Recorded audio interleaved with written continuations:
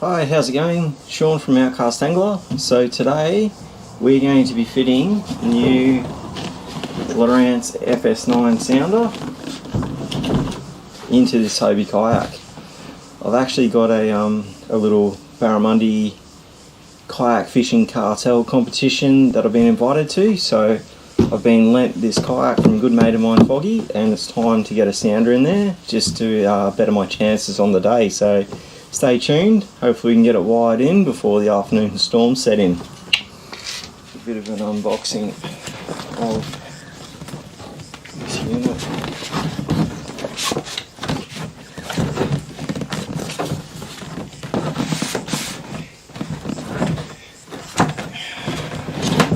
It's not the most glamorous unboxing in the world.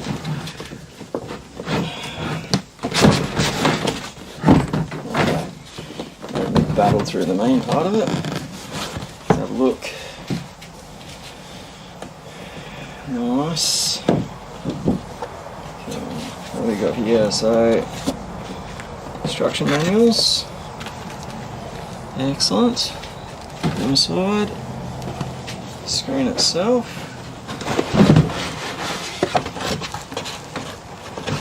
Have a bit of a close look out in a sec. And looks like we have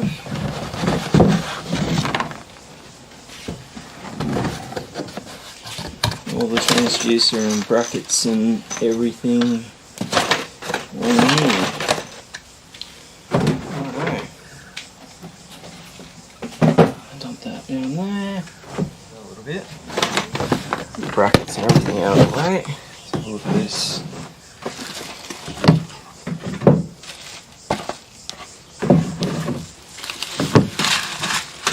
FS screen, quite a lot smaller unit, very narrow compared to the old TI units. Let's a bit of a look at the back. Transducer, NMEA 2000, Ethernet cable and power cable. Pretty simple.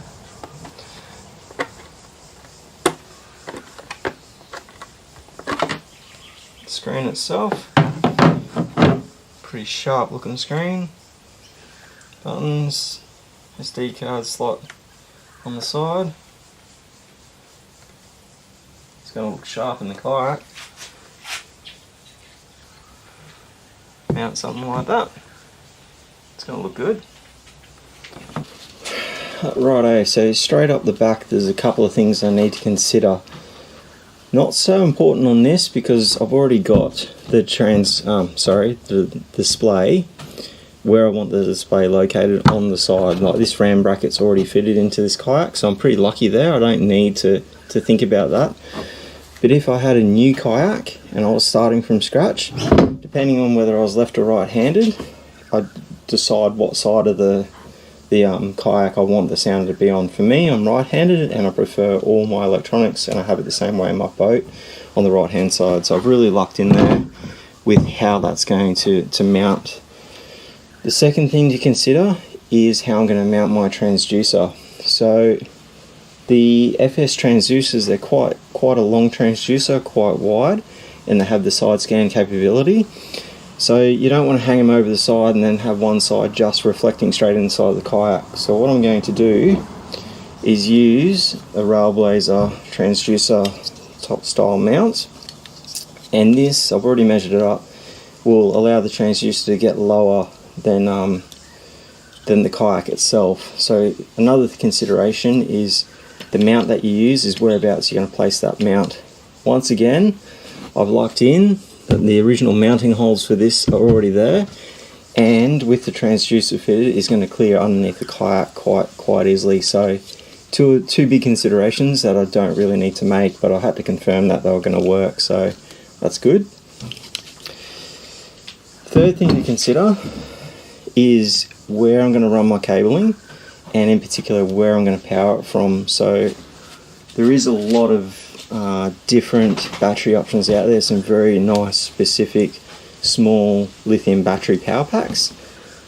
Because I'm only borrowing this kayak and it's not my one day I'll get a really nice kayak, but today is not that day. I'm just going to use a like a small motorbike battery or something like that. So probably going to mount it up in the front hatch up here.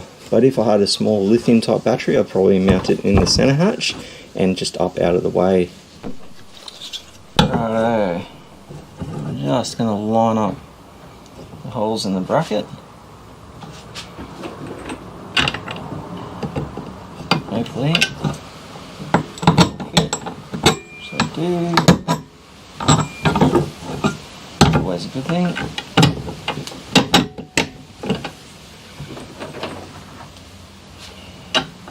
Just going to start off with 2 for now.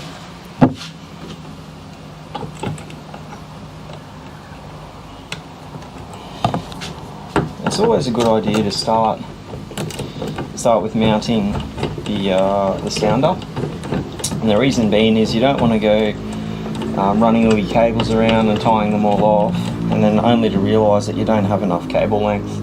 So if you get your sounder mounted up nice and early, then the rest of it will fall into place, and you can kind of work back from there. So I'm just going to start very simply. And obviously, because the kayak's going to be transported on the roof, all this stuff really needs to be able to come off or be hidden away, where it's not going to affect me transporting it and potentially become damaged. So just going to get that mounted up onto there.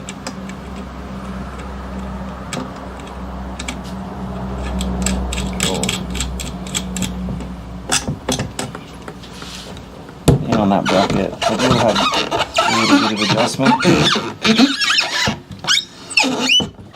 It's nice and squeaky. Anyway, that's a good starting spot.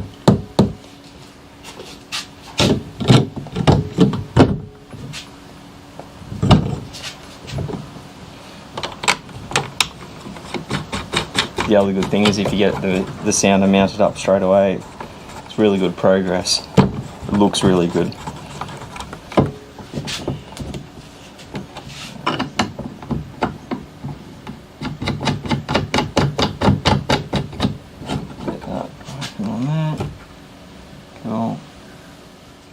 Okay, so pretty simple with the kayak actually. All we've got is a transducer and power. That's all we really need in here. There's no fancy networking cables or anything like that. And really installing it, a sounder's pretty simple. You mount the screen where you want it, you mount your transducer, and you connect your electrical connections. So this is the power cable for the FS. I'll give you to be honest, that would nearly just about do what I need to do, like just about reach the battery. One thing though, and in a kayak especially, is you get this fuse holder. Now fuses are really important, just to protect the unit.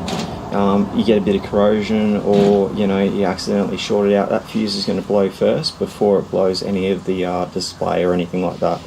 So it's really important that we connect that fuse in. So we're effectively going to put a connection there, and then we'll connect to the battery, and that fuse is as close to the positive terminal of the battery as possible. What else have we got in here? Some other cool things in here. Some blanking plugs for the outlets that we're not going to use. Got the fuse itself. LOWRANCE give you a couple little terminals like that. Probably okay to get you out of trouble for the first little bit, but are really not going to keep the corrosion from occurring. So we're going to use something a little bit different to that. And that's about it. We're really only interested in power and the transducer. So that's our power receptacle. This is our transducer receptacle here. This is our NMEA 2000, and this is our Ethernet. I'm not going to use this. So it's a good idea just to put those caps on and just protect it. And the same again, yellow to yellow, that's pretty simple, and put that on there. That's just going to stop any water egress or anything like that from occurring, especially being in a kayak, quite close to the water. You don't want anything splashing up in there. So, as I said before, I'm lucky because this was already here. I'm literally just going to reattach this mount. And like I said earlier, you just got to make sure that transducer is going to be clear the bottom of the kayak. Some of the new Hobie Outbacks and PAs and stuff like that, they've got a little recess in the bottom, retractable scupper, that you can mount it into. But these earlier ones and some other brands, you need some form of mounting that transducer externally. That's just the mount there. And this is going to unlock Sean, put that in there, and away we go. And that's going to extend down and under.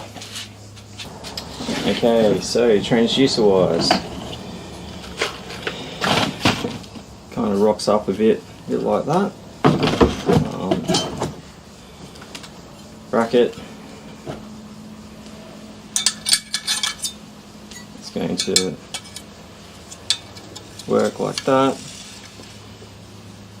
and then that will sit in there like that. So if you refer to your instruction manual, that'll show you pretty clear. It's just a couple of bolts and a few screws and whatnot. But I'm not going to bore you to death with me showing you how to do that. So I'll quickly, righto. So without boring you to death, quickly put the brackets and all this trickery on here. It's pretty simple. And all I've done is just run simply a bolt straight through there, and that's going to hold the transducer on the side of the yak. A couple of cable ties around here, and I'll end up with an excess of cabling which I'll need to hide or put somewhere. But that's the transducer. Time to fit it inside the yak. Alright, that's going to slot in there. A little bit for adjustment, slot in there, lock in place, do that up, perfect. There you go, give you a bit of a look at it.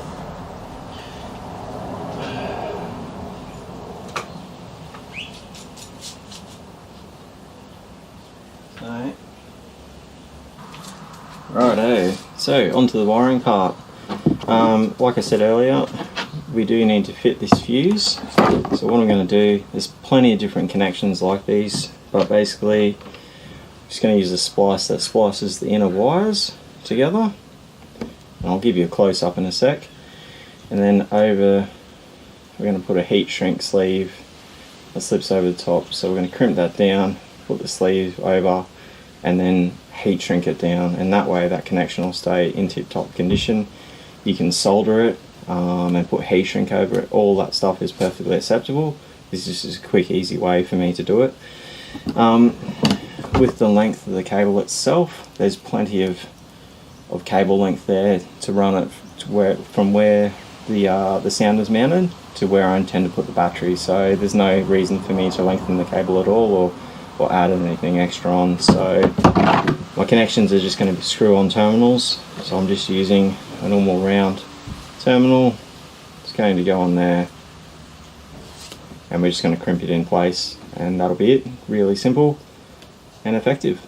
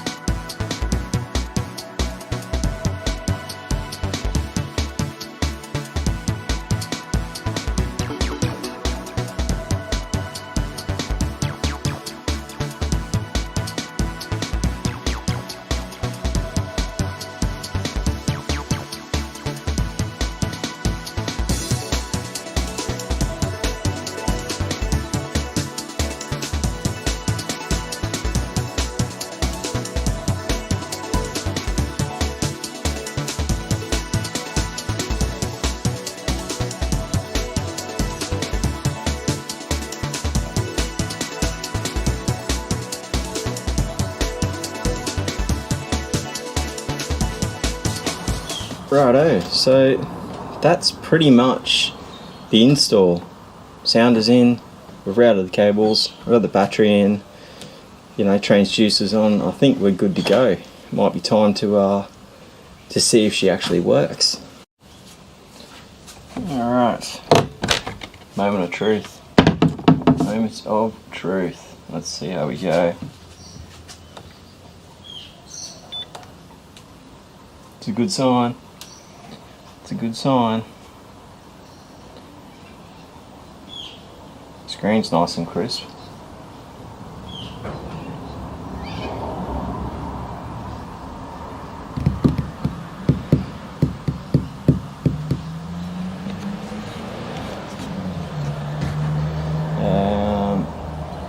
English? Yes. Accept. Do you wish to configure this device? Yes. What do we want? Celsius meters, yep. Knots, nautical miles, meters. So you can set it up however you want, but that's what I prefer. Lakes, coastal. The majority of my stuff's coastal, but for this instance it's going to be lakes. Regular fishing. Finish. Auto data source selection will be performed. Connect. Yep. Okay. I won't register it now. There we go. It's going to take a little minute to figure out where it is.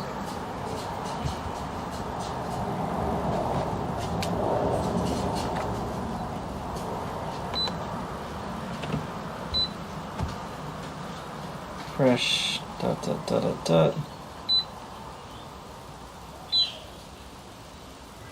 Where did those go?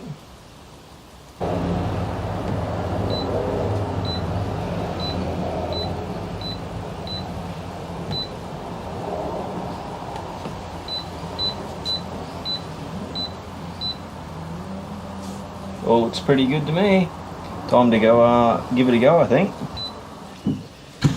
Okay, thanks very much for watching, and hopefully you got something out of the install.